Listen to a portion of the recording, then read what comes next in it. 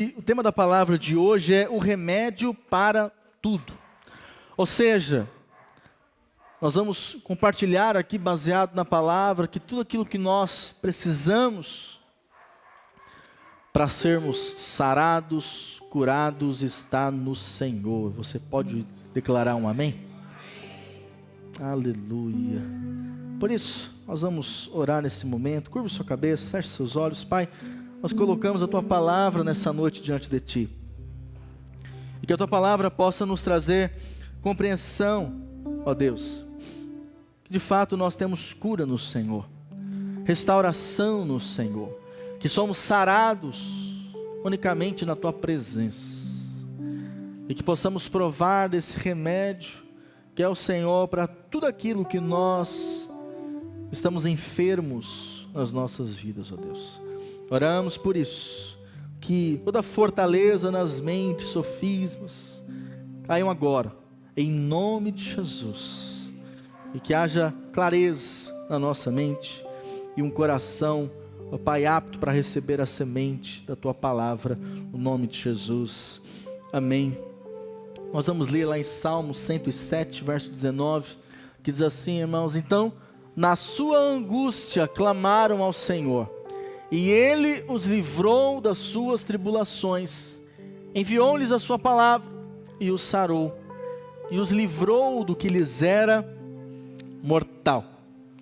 Sabe, irmão, certamente todos nós já passamos por situações, ou estamos passando por situações que provocam angústia, que provocam um desespero, não é mesmo? Então talvez você já passou por isso, ou está passando nisso por esses dias, ou talvez dores que sejam emocionais. Nós vivemos hoje, infelizmente, numa sociedade que muitos estão enfermos emocionalmente, ou talvez enfermo fisicamente. Agora devemos entender que, apesar disso, nós devemos entender que a nossa fonte sempre é o Senhor, amém? Talvez hoje você tenha algum ente querido lá na sua casa que não está bem de saúde, que está enfermo. Mas sabe, em primeiro lugar, nós temos que recorrer ao Senhor. Não há problema nós irmos uma consulta médica, amém? Não há problema de nós tomarmos ali um medicamento que nos é direcionado. Tudo isso é bom. Tudo aquilo que destrói a enfermidade é bom, amém, irmão? Não é algo ruim. Mas você deve sempre ter a consciência, sempre lembrar que a sua dependência, ela deve estar em Deus. Por quê? Diga assim: nós somos o povo de Deus. Então, porque nós somos o povo de Deus, a maneira que nós lidamos com os problemas, a maneira que nós lidamos com as enfermidades, deve refletir isso, a nossa dependência do Senhor. Agora é muito triste quando nós passamos por situações, problemas, crises, e nós não nos voltamos para o Senhor. Deixamos de buscar a Deus, ou deixamos de nos expor na presença dEle, como deveríamos fazer. Então percebo que, talvez até por uma questão de falta de conhecimento, e de revelação da bondade de Deus, porque Deus é bom, amém? Diga: Deus é bom. Deus é bom. Então quando eu entendo isso, eu entendo então que não importa o que está acontecendo na minha vida, Deus não está contra mim, mas Deus é por mim. Amém, querido? Não importa, eu perdi um emprego, mas Deus é comigo. Eu estou com tal enfermidade, mas Deus é comigo. Eu estou com um problema na minha casa, mas Deus é comigo. Eu estou com um problema nos meus negócios, mas Deus é comigo. Você precisa ter sempre essa convicção, essa certeza no seu coração. Amém, irmãos? Portanto, quando nós não temos essa convicção da bondade de Deus, muitos, diante dos problemas e das crises e dos reveses da vida, eles acabam, por exemplo, deixando de congregar. Você sabia disso? Há irmãos que ficam frustrados com Deus e deixam de buscar o Senhor, deixam de congregar. Há irmãos que passam por uma situação difícil, aí eles têm a brilhante ideia: eu não vou tomar a ceia. É culto de ceia, então não vou, porque não estou bem com Deus. Não tem como você ficar mal com Deus, amém, querido? Por quê? Porque Deus te vê em Cristo Jesus. É Ele quem te justifica diante de Deus, amém? Há outros que não oram, se isolam, não querem contato com ninguém. Há outros que não pedem oração, não meditam na palavra.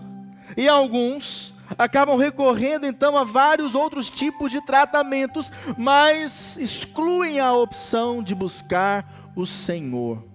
Diga assim: no dia da crise, eu devo buscar o Senhor. O Brasil hoje é o segundo país com maior índice de automedicação. Então, após a pandemia, aumentou em muito os transtornos emocionais. Então você sabe, né, na pandemia nós ficamos em casa ali, né, sem sair, e isso gerou na sociedade, de fato, uma busca por medicamentos, e em alguns casos até uma grande dependência de medicamentos. Cabe ressaltar, irmãos, que nós não somos contra você tomar remédios, amém? Você pode tomar remédios, obviamente, mas cuidado, para que isso não se torne um substituto da sua dependência, que deve ser única e exclusivamente no Senhor. Aqui o texto então, como nós lemos, né, o salmista diz, volta por favor, não aí, certo? Verso 19 diz: então na sua angústia clamaram ao Senhor, e Ele os livrou das suas tribulações, enviou-lhes a sua palavra, os sarou e os livrou daquilo que lhes era mortal. Ou seja, né, nesse momento de angústia, aqui o salmista dizendo, recorreu a quem? Ao Senhor. Da mesma maneira, sempre nós devemos recorrer ao Senhor, amém, querido? Porque é o Senhor quem nos livra, é o Senhor quem nos guarda, é o Senhor quem abre portas diante de nós. Posso ouvir o amém? Então hoje queremos compartilhar sobre o remédio para tudo. E em primeiro lugar, é óbvio que Cristo, Jesus, é o remédio que cura. Lá em João 10, verso 10, diz assim: o ladrão vem somente para roubar, matar e destruir. Agora, eu vim para que tenham vida e a tenham em abundância. Então as palavras de Jesus aqui no Evangelho de João revelam que há um ladrão que tem o propósito de roubar, matar e destruir. Quem é esse ladrão? O diabo. O diabo não quer ver você feliz, não quer ver você alegre. Por isso, o objetivo dele é justamente roubar, matar e destruir. E nós não ignoramos ardis do maligno. Nós devemos perceber quando de fato nós estamos debaixo de um ataque do diabo, ou de uma opressão maligna. Isso pode acontecer com crentes, sim ou não? Claro que pode, amém? O apóstolo Paulo diz, nós não ignoramos ardis do maligno. Então é óbvio que o diabo, ele intenta contra nós, mas é maior aquele que está em nós, amém, querido, do que aquele que está no mundo. Essa é a nossa convicção e a nossa segurança. Então não há dúvida que os filhos de Deus são atacados por Satanás e demônios, sejam nas suas famílias, sejam ali no ambiente de trabalho, seja até mesmo ali onde moram, onde convive com pessoas, ou nas suas finanças, ou nas suas emoções e até mesmo na sua saúde. E aí então o Senhor Jesus nos diz: eu vim para lhes dar vida em abundância. Diga assim: Jesus tem vida abundante para mim. Essa palavra vida no original é zoe no grego, e significa o estado de alguém que está cheio de vitalidade, alguém que está animado, alguém que está cheio de vida, uma pessoa ativa. Sabe, querido, as pessoas têm que perceber isso em você. Uma pessoa viva, uma pessoa ativa, uma pessoa alegre, uma pessoa com um sorriso no rosto. Olha aí para o seu irmão, vê se ele está assim, com um sorriso no rosto, alegre, corado. Como é que ele está?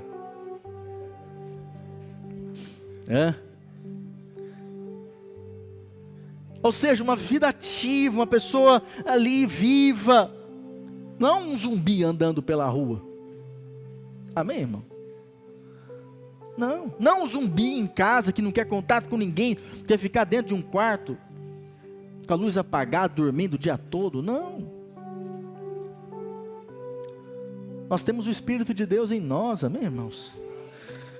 Então o padrão de vida de Deus para nós, que o Senhor vem nos dar, é essa vida Zoe, essa vida de Deus que habita em nós, porque nós estamos em Cristo, porque nós nascemos de novo em Cristo. Então a vida é o próprio Cristo em você. Então nós temos essa vida de Deus. Só que assim como muitas pessoas, elas estão com uma enfermidade ali incubada, ou seja, não há sintomas ainda, mas já tem aquele vírus da doença. É possível que muitos tenham a vida de Deus, mas não há sintomas demonstrando isso. As pessoas não estão percebendo isso. Portanto, nós não podemos aceitar isso em nossas vidas em nome de Jesus. Por quê? Porque o Senhor veio para nos dar uma vida abundante. Diga, eu recebo vida abundante. E essa vida abundante, irmãos, é no nosso espírito, na nossa alma e no nosso corpo, porque a palavra diz que nós somos um ser triuno. 1 Tessalonicenses 5, verso 23, diz assim a palavra do Senhor: o mesmo Deus da paz vos santifique em tudo, e o vosso espírito, diga espírito, alma e corpo, sejam conservados íntegros e irrepreensíveis na vinda de nosso Senhor Jesus Cristo. Então, a vida de Cristo em nós deve abundar nas três partes, ou seja, eu sou alguém cheio do Espírito, por isso eu sou alguém cheio de vida. Amém? Eu sou alguém animado, não sou alguém que anda desanimado, com a cabeça para baixo, não.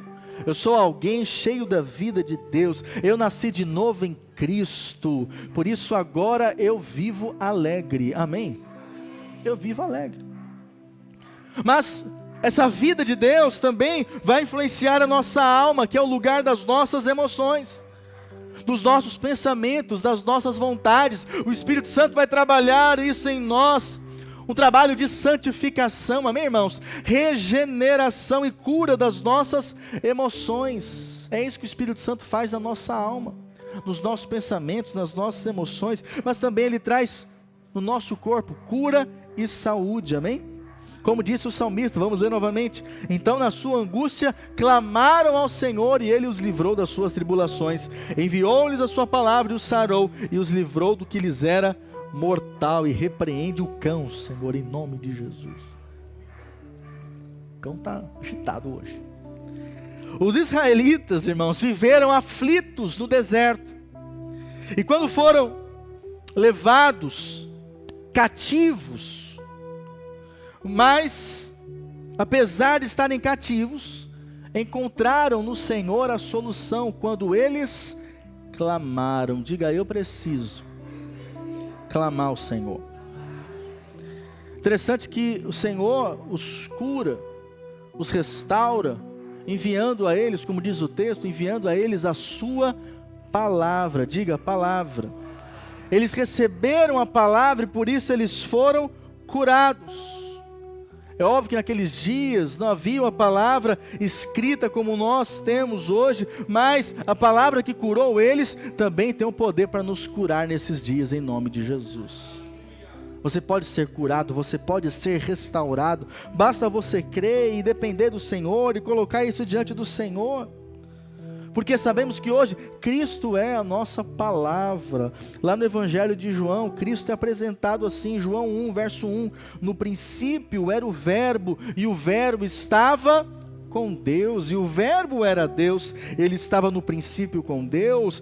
Todas as coisas foram feitas por intermédio dele, e sem ele, nada do que foi feito se fez. A vida estava nele, e a vida era a luz dos homens.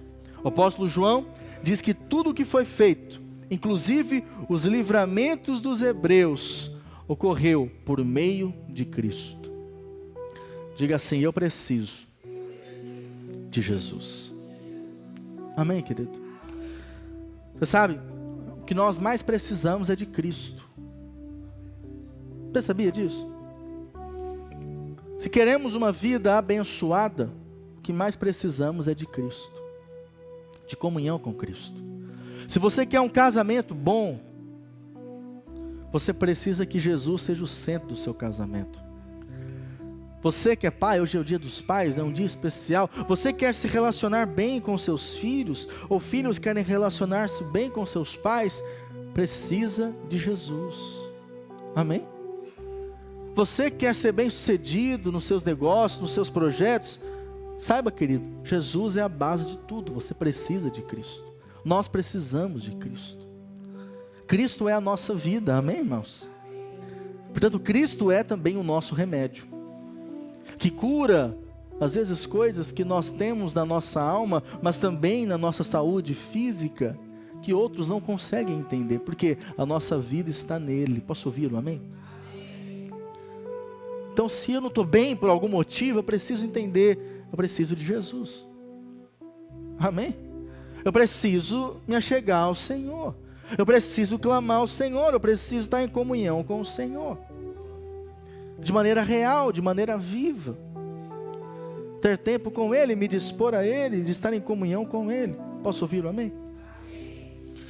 Mas a mensagem da graça também é um remédio. Provérbios 4, verso 20. Filho meu, atenta para as minhas palavras, aos meus ensinamentos, inclina os ouvidos. Não os deixes apartar-se dos teus olhos, guarda-os no mais íntimo do teu coração, porque são vida para quem os acha e saúde para o seu corpo. Sabe o que você ouve pode adoecer você ou curar você. Você sabia disso? Por isso que a fé está ligada ao ouvir. Amém? Então, a fé está ligada ao ouvir. Quando eu ouço a palavra, o meu coração então se enche de fé. A minha oração sempre é, Senhor, que quando começa a ministração da palavra ali no culto, que as pessoas já possam perceber certas coisas, certos pesos já saindo da vida delas. Amém? Porque há um poder na palavra. Há um poder quando você para aqui para ouvir a palavra. Há pessoas que elas não botam valor nisso. Mas quando você para tudo, seus afazeres, sua correria, e senta aqui para você ouvir a palavra de Deus, saiba, querido, há um poder sendo liberado sobre você, que você nem percebe. Mas a palavra, de fato, ela tem o poder de libertar você, de curar você, de restaurar você. Salomão afirmou que a palavra de Deus, que é Cristo, é vida e saúde. A linguagem de hoje diz assim, né, verso 22, elas darão vida longa e saúde a quem entendê-las. Então a palavra que pode nos curar, querido, não é a palavra da lei, amém?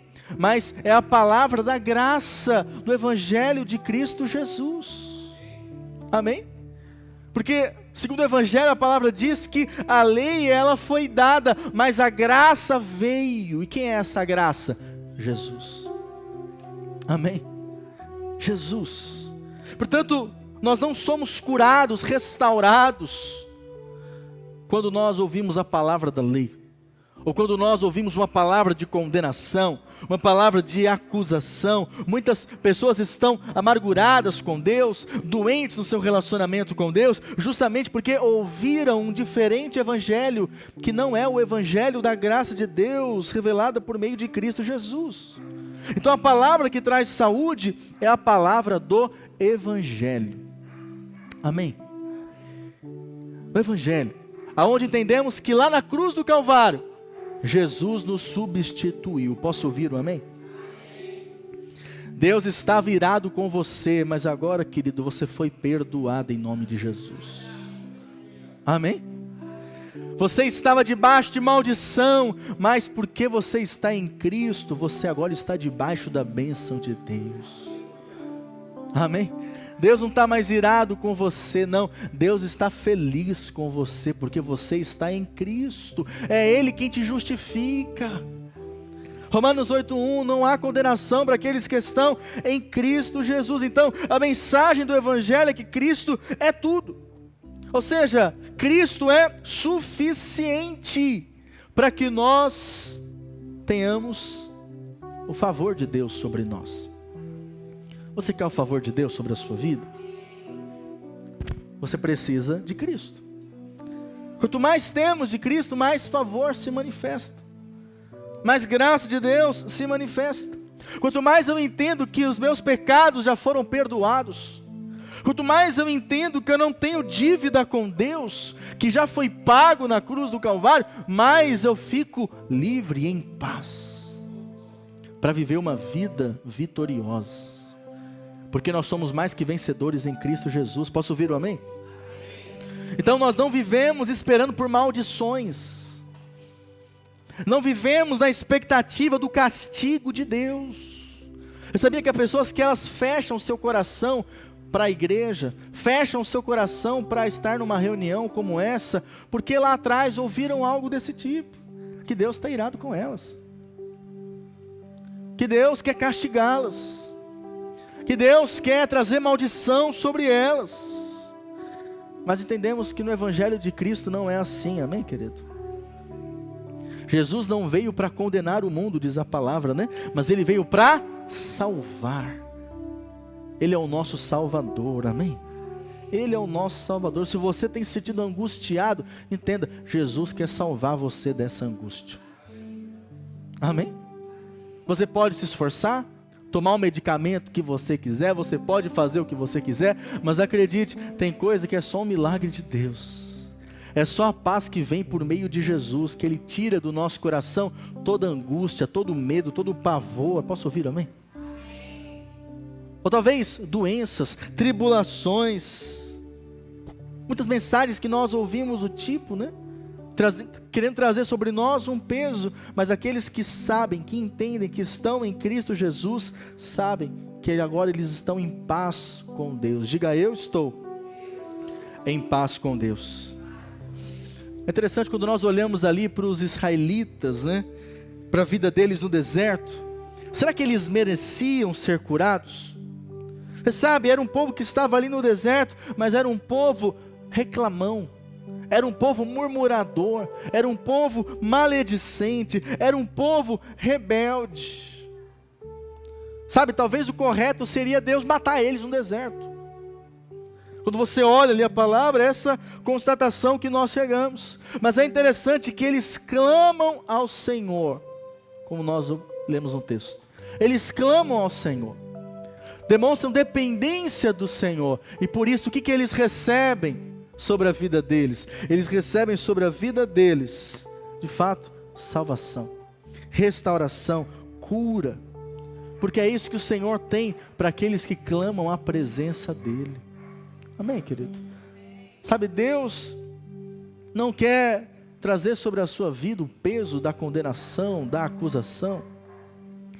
Pelo contrário, quando nós olhamos aquele episódio onde aquela mulher que havia adulterado, ela é pega ali pelos religiosos, pelos fariseus, e aí então eles se dispõem a atacar pedras nela, matar ela apedrejada.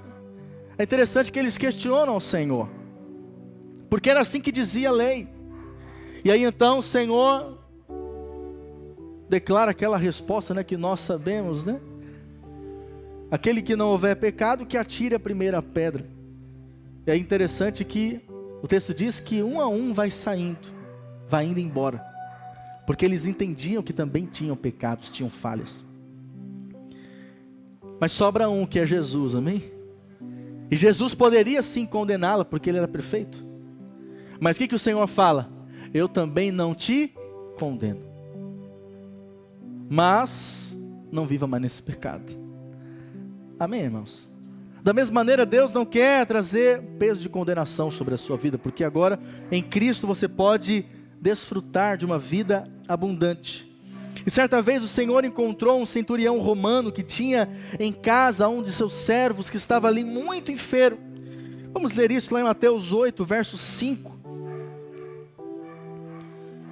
Tendo Jesus entrado em Cafarnaum, apresentou-se-lhe um centurião, implorando: Senhor, o meu criado jaz em casa de cama, paralítico, sofrendo horrivelmente. Jesus lhe disse: eu irei curá-lo. Mas o centurião respondeu, olha essa fé aqui, irmãos.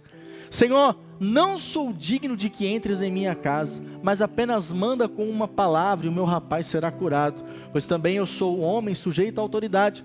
Tenho soldados às minhas ordens e digo a este, vai e ele vai, e a outro vem e ele vem. E ao meu servo faze isto e ele o faz. Ouvindo isto, admirou-se Jesus e disse aos que o seguiam, em verdade vos afirmo que nem mesmo em Israel achei fé como esta. Verso 13, então disse Jesus ao centurião, vai-te e seja feito conforme a tua fé. E naquela mesma hora, o servo foi curado. Amém, querido? Diga assim, uma palavra foi suficiente. Apenas uma palavra que foi liberada foi o suficiente para a cura se manifestar, para o milagre se manifestar. Por isso, crê, querido, há um poder na palavra de Deus sobre a sua vida. Há um poder. É interessante que quando ali o centurião vem pedir, clamar ao Senhor, o Senhor não faz um interrogatório com ele. Você tem cumprido a lei? Você tem feito as coisas certas? Não. Apenas o Senhor vê o quê? A fé. Amém? A fé. Sabe, o Senhor quer ver fé em nós, fé no nosso coração, uma disposição para crer. E então, ele creu na autoridade e na palavra de Deus, portanto, ele creu na palavra que é remédio para tudo, amém? Diga, a palavra é um remédio para a minha vida. E terceiro, irmãos, congregar também é um remédio que cura. Diga, congregar é um remédio que cura. Você já tomou alguma medicação, algum remédio que não teve o efeito que você esperava, sim ou não? Acho que a maioria de nós, né, irmãos? Mas sabia que há pessoas que elas usam tanto um remédio para resolver ali o problema delas, e esses remédios em alta dosagem podem até matá-las. Hoje no Brasil há uma estatística que diz que 20 mil pessoas morrem por ano por um uso abusivo de medicamentos ou por conta da automedicação. Amém? Então toma cuidado aí, você que gosta, não, tem que tomar um remédio toda hora, tomando remédio, cuidado aí, pelo amor de Deus. Agora, congregar é um bom remédio. Congregar é um bom remédio que funciona. Eu sei que às vezes nós talvez não percebamos tanta diferença assim, mas congregar é um remédio espiritual. Lá em Hebreus 10, verso 25, diz assim, não deixemos de congregar-nos, como é costume de alguns, antes façamos admoestações, e tanto mais quanto vedes que o dia se aproxima. O que é esse dia? É o dia do Senhor, amém? Que o Senhor voltará. Agora, alguns crentes não estavam aqui nesse episódio congregando, não estavam participando das reuniões da igreja, o que também acontece com diversos irmãos nos dias de hoje. Outros iam com uma baixa frequência, mas como qualquer medicamento que acompanha o receituário, a Bíblia diz como administrar essa medicação. Lá em Atos 2, verso 42 diz assim, e perseveravam na doutrina dos apóstolos, e na comunhão, no partir do pão, e nas orações. Todos os que creram estavam o quê, irmãos? E tinham tudo em comum. Diariamente perseveravam unânimes no templo, partiam pão de casa em casa, e tomavam as suas refeições com alegria e singeleza de coração. Aqui está falando da igreja primitiva. A igreja que foi, podemos dizer, plantada pelos apóstolos, pelos discípulos de Jesus, que foi plantada pelo Senhor. Então os crentes dessa igreja se reuniam, a palavra fala, com que frequência, irmãos? Diga, diariamente. Diariamente. Eles estavam juntos. Portanto, não é possível um crente ficar bem, ficando um mês sem vir na igreja. 2 meses sem estar reunido com os irmãos, congregando com os irmãos. Mas infelizmente nós vivemos dias assim, onde é comum ficar dias sem participar de um culto, ou é comum não participar de uma santa ceia. Isso é muito ruim, querido, faz mal para a sua vida espiritual. Por isso que nós sempre incentivamos, irmão, não falte no culto, esteja presente. E nós sabemos, né, nos dias de hoje as pessoas marcam muita coisa no domingo à noite, não é verdade? Né? Então às vezes é um aniversário, uma festa, um evento, né? Mas devemos priorizar e saber, não, eu tenho que estar reunido ali com os meus irmãos. Amém? Ah, fui fazer uma viagem, pastor. Tudo bem, mas vai congregar lá, vai a alguma igreja lá, vai receber do Senhor lá, esteja com os irmãos. Porque não é comum um crente nascido de novo ficar muito tempo sem congregar, ficar muito tempo sem cultuar. Amém? Sabe, não é comum, por exemplo, um casal recém-casado não querer ficar junto. Não é comum, né? Imagina ali um casal acabou de casar e o marido quer ficar o tempo todo com os amigos, jogando bola, saindo, passeando com os amigos. É normal isso? Não. O que é o normal? O normal é ele querer ficar em casa o tempo todo. Não é assim, irmãos? Por quê? Porque ele está apaixonado. Quantos estão apaixonados no Senhor? Então é estranho um crente dizer que ama Jesus, mas não querer estar com os irmãos na casa, não querer estar na vida de comunhão da igreja. Por vezes algumas pessoas se desculpam dizendo que não estão bem. Ah, pastor, estou muito cansado, por isso que eu não fui para a igreja. Ah, pastor, tem um evento, por isso que eu não fui. Ou muitos são influenciados por ensinos errados, que a gente vê por aí hoje em dia na internet. Jesus sim, igreja não. Ou seja, eu posso ter a minha vida com Deus em casa por meio do YouTube. Mas não pode, querido, não é assim. Quando nós olhamos para a igreja primitiva, nós vemos que eles tinham comunhão diária, eles estavam juntos. Não quer dizer que você tem que morar na casa dos irmãos, não, amém, querido? Não precisa morar com os irmãos, pode morar cada um na sua casa. Mas é vital que você se envolva na vida da igreja, que participe de uma célula, esteja ali na comunhão com os irmãos, que participe dos cultos, que, sabe, faça de tudo para não faltar numa reunião. Outros, né, dizem por aí, né, não, eu não preciso da igreja, porque eu sou a igreja. Na verdade, ninguém é igreja sozinho. Amém, irmãos? Nós somos igreja quando nós estamos reunidos com os outros irmãos. Então esses são alguns blá blá blá da internet que a gente vê nos dias de hoje. Mas a palavra de Deus não mudou, amém, irmãos?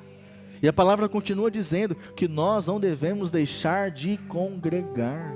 Quando nós deixamos de congregar, nós ficamos vulneráveis. E deixamos de desfrutar do mover do Senhor. Lá em Atos 2, verso 43, diz assim, né?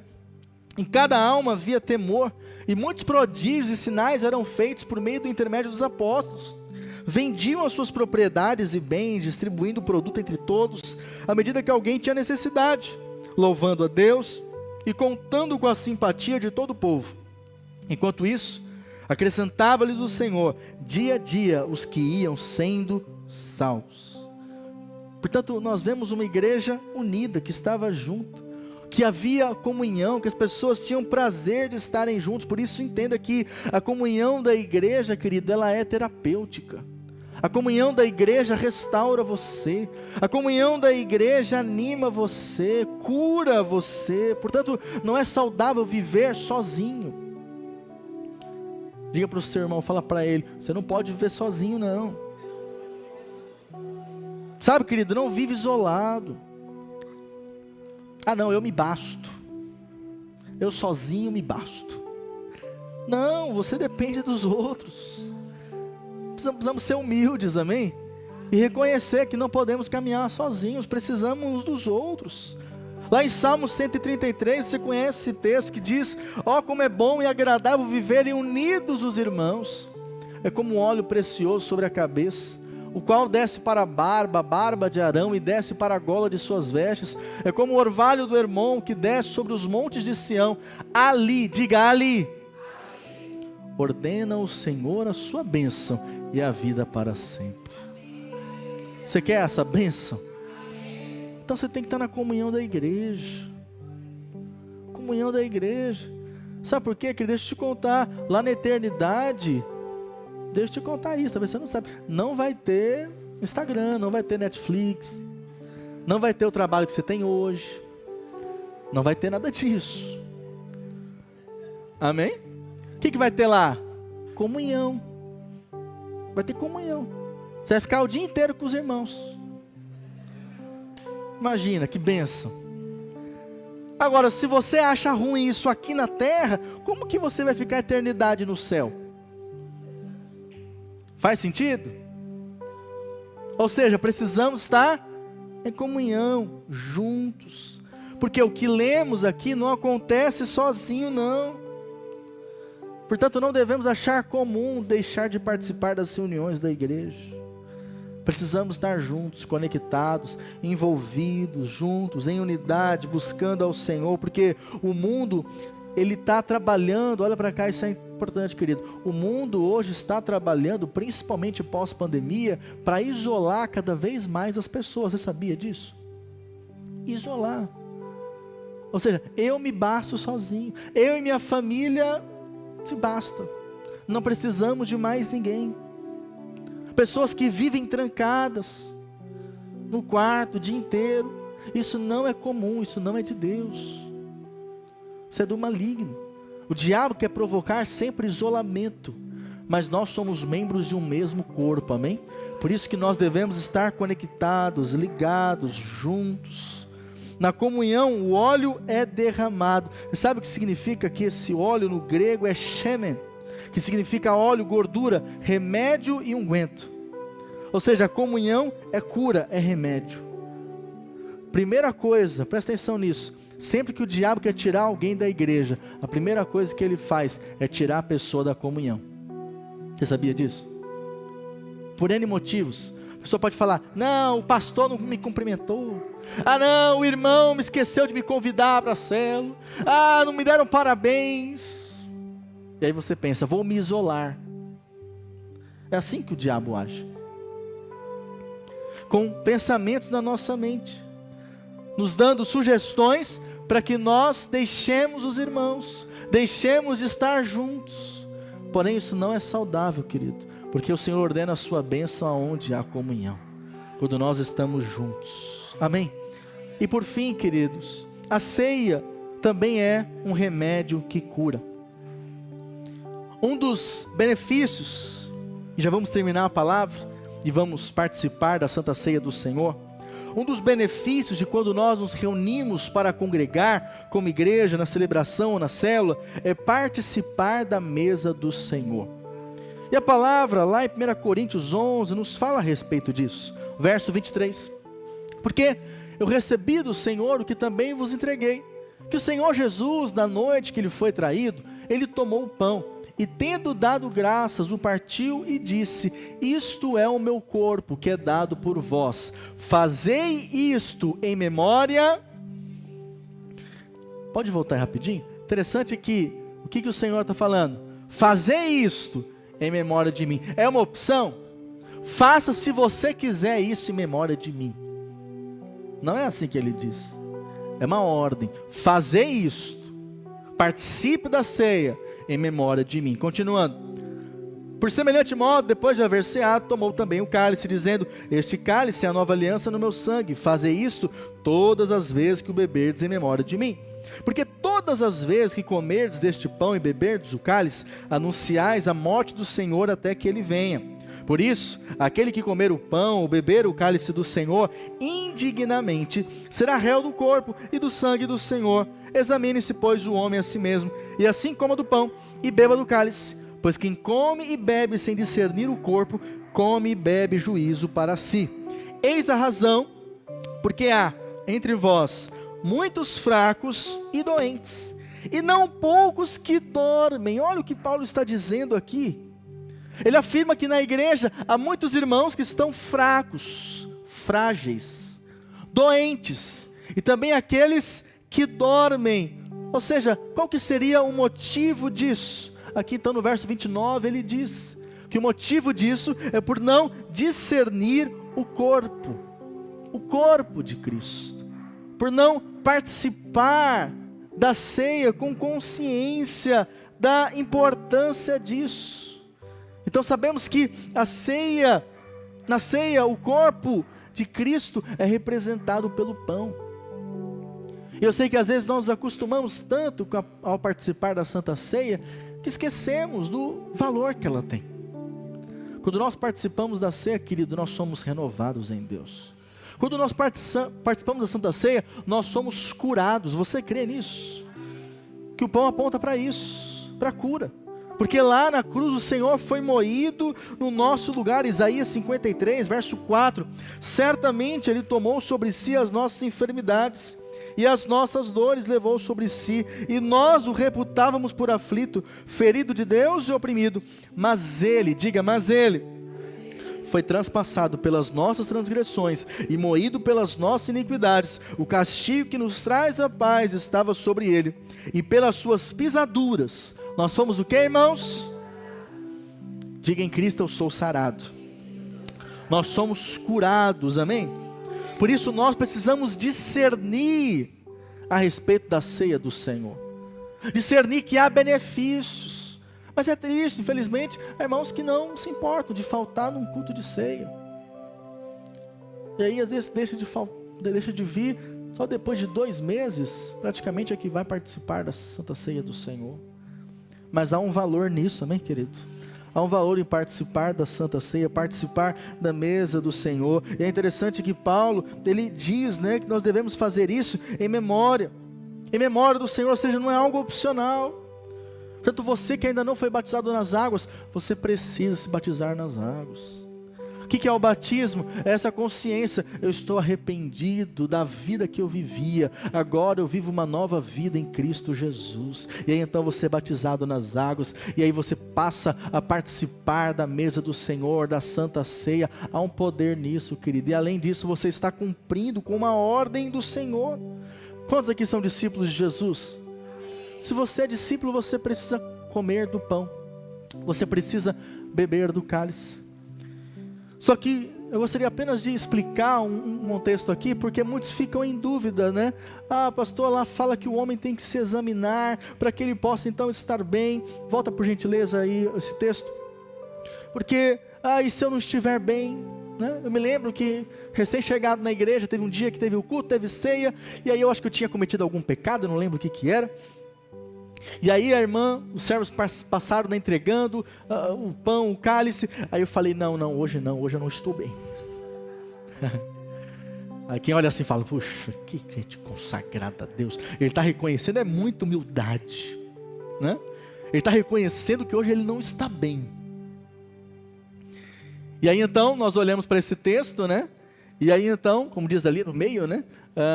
Por isso aquele que comer o pão, beber o cálice do Senhor indignamente, será réu do corpo e do sangue do Senhor. Examine-se, pois, o homem a si mesmo, e assim como a do pão, e beba do cálice. Ou seja, muitos entendem que o que Deus está falando aqui é que você tem que se examinar e avaliar. Puxa, eu tenho pecado? O que eu tenho feito? Como que está a minha vida de santidade? Como que está a minha consagração ao Senhor? Será que eu estou justificado pelas minhas obras? Mas você precisa entender isso, querido, que esse texto não está se referindo a examinar-se por algo que você fez ou deixou de fazer, mas sim você está participando da Santa Ceia do Senhor da maneira digna. Porque quando você pega o contexto aqui desse capítulo 11, os irmãos não esperavam uns aos outros, diz a palavra. Eles se embriagavam na ceia. Eu nunca vi ninguém se embriagando na ceia, você já viu? Pelo contrário, né, irmãos? Mas lá acontecia. E aí então Paulo está ensinando eles, vocês têm que esperar um ao outro. Vocês não podem embriagar-se. Ou seja, façam isso de maneira digna. Então examine, você está fazendo isso de maneira digna. Porque, irmãos, o único que pode nos justificar é Cristo. Amém? Ah, mas hoje eu fiz algo de errado. Mas creia, querido, que o sangue de Jesus é mais poderoso que qualquer coisa que você tenha feito. Não viva debaixo de condenação, de acusação. Se você falhou, você sabe, você se arrependeu já no Senhor, porque você nasceu de novo. Você sabe que isso não é da sua natureza em Deus. E você já se arrependeu. O que você precisa é participar da mesa. Não deixe de participar da mesa do Senhor. Não deixe de comer do pão. Não deixe de beber do cálice. Porque quando você faz isso, está renovando a sua aliança. Você está cumprindo essa ordem do Senhor. Amém, irmãos? Então participe conosco desse momento. Pastor, ainda não sou batizado nas águas. Aí é importante que você aguarde. Porque o batismo é o ato que você está declarando que de fato morreu para esse mundo e que agora você renasceu em Cristo. Amém? E é vital que você se decida, que você se posicione assim, porque a ceia para nós é um remédio a ser tomado com frequência para a saúde espiritual, emocional e física. Amém, irmãos? Então, são vários textos bíblicos em que os homens e mulheres de Deus, quando se encontravam fracos, enfermos, deprimidos, angustiados, aflitos, o Senhor enviava comida para eles. Eu também creio que a ceia é uma comida que Deus dá para nós, para renovar você, para que toda angústia caia por terra em nome de Jesus, para que toda enfermidade vá embora em nome de Jesus, para que toda opressão do inferno bata em retirada da sua vida em nome de Jesus. Você crê nisso? Vamos ficar de pé.